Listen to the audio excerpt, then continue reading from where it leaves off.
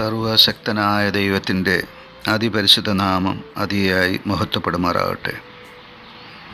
നിങ്ങൾ ശ്രവിക്കുന്നത് Jesus voice message. എല്ലാ ശ്രോതാക്കൾക്കും കർത്താവായ യേശുക്രിസ്തു നാമത്തിൽ സ്വാഗതം. അല്പസമയ ധ്യാനത്തിന് ഒരു ചെറിയ വേദഭാഗം വായിക്കുന്നു. സദൃശവാക്യങ്ങൾ അധ്യായം 23, 15 മുതൽ 20 വരെ.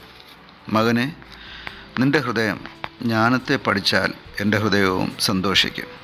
നിൻ്റെ അധരം നേർ സംസാരിച്ചാൽ എൻ്റെ അന്തരംഗങ്ങൾ ആനന്ദിക്കും. നിൻ്റെ ഹൃദയം പാപികളോട് അസൂയപ്പെടരുത്. നീ എല്ലായ്പ്പോഴും യഹോവ ഭക്തിയോടിരിക്കുക. ഒരു പ്രതിഫലമുണ്ടാകും നിശ്ചയം. നിൻ്റെ പ്രത്യാശയ്ക്ക് ഭംഗം വരികയുമില്ല. മകനെ, കേട്ട് ജ്ഞാനം പഠിക്കുക. നിൻ്റെ ഹൃദയത്തെ നേർവഴിയിൽ നടത്തിക്കൊള്ളുക. നീ വീഞ്ഞു കുടിക്കുന്നവരുടെ കൂട്ടത്തിലും മാംസഭോജന പ്രിയരുടെ ഇടയിലും ഇരിക്കരുത്. കുടിയനും അതിഭക്ഷകനും ദരിദ്രരായിത്തീരും. നിദ്രാലുത്വം പഴന്തുണി ഉടുക്കുമാറാക്കും. കർത്താവിൽ പ്രിയരെ, നാം വായിച്ചു കേട്ട സദൃശവാക്യങ്ങൾ 23-ാം അധ്യായം 15 മുതൽ ഉള്ള ചില വചനങ്ങളിൽ അടിസ്ഥാനപരമായ ചില സതുപദേശങ്ങളാണ് നാം കാണുക. ഇത് നമുക്ക് പ്രാർത്ഥനയോടെ ധ്യാനിക്കാം. ഈ വേദഭാഗം എഴുതിയത് ജ്ഞാനിയായ ശലോമോൻ രാജാവാണ്. ഇതെഴുതുവാൻ അദ്ദേഹത്തിന് ജ്ഞാനം നൽകിയത് സർവശക്തനായ ദൈവമാണ്. ഒരു വരം ചോദിച്ചു കൊള്ളുക എന്ന ദൈവം ശലോമോന് പ്രത്യക്ഷപ്പെട്ട് ആജ്ഞാപിച്ചപ്പോൾ അദ്ദേഹം ചോദിച്ചത് ജനത്തെ നയിക്കുവാനുള്ള ജ്ഞാനവും വിവേകവുമായിരുന്നു. അതുകൊണ്ട് തന്നെ തനിക്ക് മുമ്പും പിൻപും ഉള്ള രാജാക്കന്മാർക്ക് ആർക്കും ലഭിക്കാത്ത ജ്ഞാനം ദൈവം അദ്ദേഹത്തിന് നൽകി.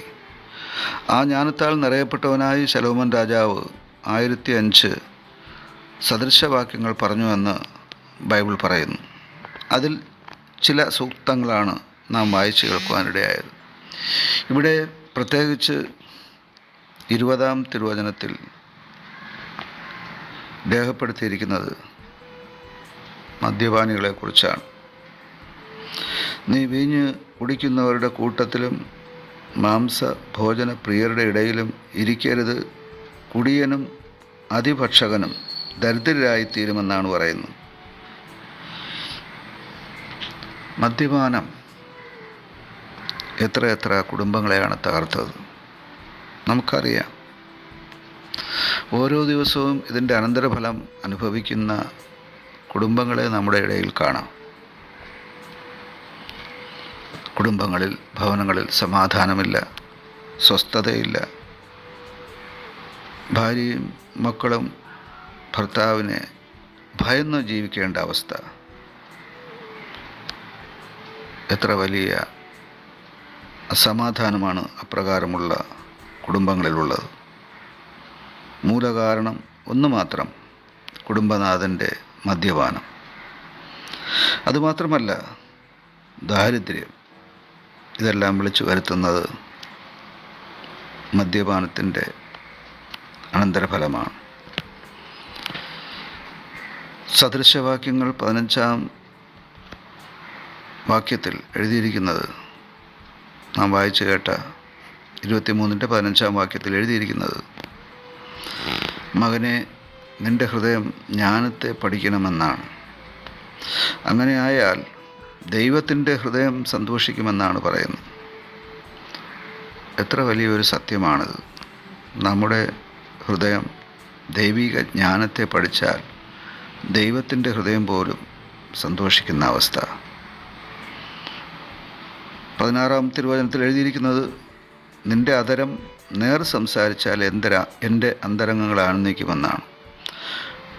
ദൈവഭക്തൻ്റെ വായ് അഥവാ അധരം നേർ അഥവാ സത്യം സംസാരിച്ചാൽ ദൈവത്തിൻ്റെ അന്തരംഗങ്ങൾ അഥവാ അവിടുത്തെ മനസ്സും ഹൃദയവും ആത്മാവും ആനന്ദിക്കുമെന്നാണ് ഇവിടെ രേഖപ്പെടുത്തിയിരിക്കുന്നത്. 17-ാം തിരുവചനത്തിൽ നിൻ്റെ ഹൃദയം പാപികളോട് അസൂയപ്പെടരുതെന്ന് രേഖപ്പെടുത്തിയിരിക്കുന്നു. അസൂയ ഇത് വലിയൊരു വിപത്താണ്. മറ്റുള്ളവർക്ക് ദൈവം നൽകിയ നന്മകളിൽ അസൂയപ്പെടുന്നതിന് യാതൊരു മറുപടിയും നമുക്ക് പറയാനില്ല. കാരണം ദൈവം മനുഷ്യനെ വ്യത്യസ്തമായി സൃഷ്ടിച്ചിരിക്കുന്നു. അതുകൊണ്ട് തന്നെ ദൈവം ഓരോരുത്തർക്കും നൽകുന്ന അനുഗ്രഹങ്ങളും വ്യത്യസ്തമാണ്. അതിൽ അസൂയപ്പെട്ടിട്ട് യാതൊരു കാര്യവുമില്ല. 17-ാം തിരുവചനത്തിൽ രേഖപ്പെടുത്തിയിരിക്കുന്നത്, നീ എല്ലായ്പ്പോഴും യഹോവ ഭക്തിയോടിരിക്കുക എന്നാണ്. നിനക്ക് ദൈവം അനുവദിച്ചിട്ടുള്ള ദൈവം നിൻ്റെ കരങ്ങളിലെത്തിക്കും. അതുകൊണ്ട് നീ യഹോവ ഭക്തിയിൽ, ദൈവഭക്തിയിൽ സ്ഥിരപ്പെട്ടിരുന്നാൽ മതി. ആമേൻ. എല്ലാം നന്മയ്ക്കായി നൽകും നല്ല നാഥനേ, നീ എന്ന ഭയം എന്നും രക്ഷാസങ്കേതം. നീയില്ലെങ്കിൽ എന്റെ ജീവിതം ശൂന്യം, നീയുണ്ടെങ്കിൽ എന്റെ ജീവിതം ധന്യം.